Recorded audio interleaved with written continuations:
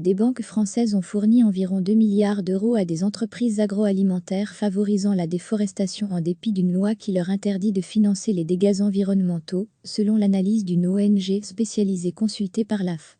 3 ans après l'adoption par la France d'une législation historique obligeant les sociétés à identifier et à prévenir toute violation des droits de l'homme ou dégradation de l'environnement dans leur chaîne d'approvisionnement, de grands bailleurs de fonds continuent de financer des projets favorisant la déforestation dans la partie brésilienne de l'Amazonie, le bassin du Congo et la Papouasie-Nouvelle-Guinée, selon l'enquête de l'ONG Global Witness.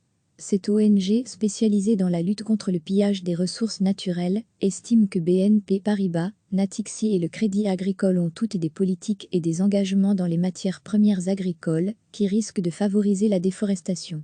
Usine d'huile de palme, l'AF a contacté ces 3 banques, mais Natixi n'a pas souhaité commenter ce rapport et le Crédit Agricole a assuré qu'il n'était pas en mesure de le faire. Les forêts absorbent d'énormes quantités de CO2, responsables du réchauffement de la planète, et sont des sanctuaires vitaux pour la biodiversité.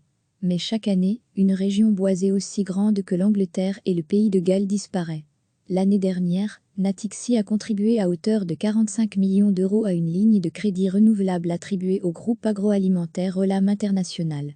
Or, un rapport de 2016 du groupe de pression environnementale Migtiirt accusait ce groupe d'avoir causé la déforestation de 20,000 hectares au Gabon pour y créer une grande usine d'huile de palme. Nous réfutons fermement les allégations concernant une déforestation irresponsable ou conversion de terre, a affirmé à la fin porte-parole d'Olam. Il a précisé que son groupe travaillait étroitement avec le Gabon pour trouver un équilibre entre les besoins de développement et l'impératif de préserver les forêts. Caoutchouc au Cameroun. Selon Global Witness, le Crédit Agricole apparaît comme le principal bailleur de fonds dans le rapport annuel 2018 de Alcyon Agri. Greenpeace a affirmé en 2018 que cette firme avait pris le contrôle 2 ans plus tôt d'une usine de caoutchouc au Cameroun, responsable depuis longtemps de la déforestation et rasé 2,300 hectares supplémentaires de forêt entre 2016 et 2018.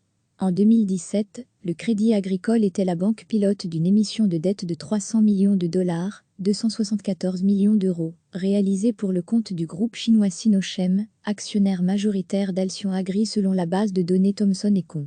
En juillet de la même année, la banque a encore fourni 10 millions de dollars de garantie pour des opérations de Sinochem, selon Global Witness. Sollicités par l'AF, Alcyon et Sinochem se sont refusés à tout commentaire. Processus de certification. Enfin, bien qu'elle se soit engagée en 2015 à des investissements respectant le principe zéro déforestation, BNP Paribas a participé en 2019 à une émission de 500 millions de dollars d'obligations de transition pour le compte de Marfrig, géant brésilien de la viande de bœuf, souligne Global Witness. Or, selon Daniel Brindy chez Greenpeace, Marfrig, dont les sources d'approvisionnement sont variées, ne peut assurer systématiquement que les fermes qui vendent à ses fournisseurs directs ne sont pas liées à la déforestation. Marfrig a refusé de répondre aux questions de l'AF. BNP Paribas a de son côté assuré à Global Witness, dans un courrier consulté par l'AF, que cette émission de dette visait précisément à réduire les problèmes de déforestation et de droits fonciers au sein de la chaîne d'approvisionnement en bétail de Marfrig, notamment grâce à une surveillance par satellite de la densité de la végétation dans les zones où opère le géant brésilien.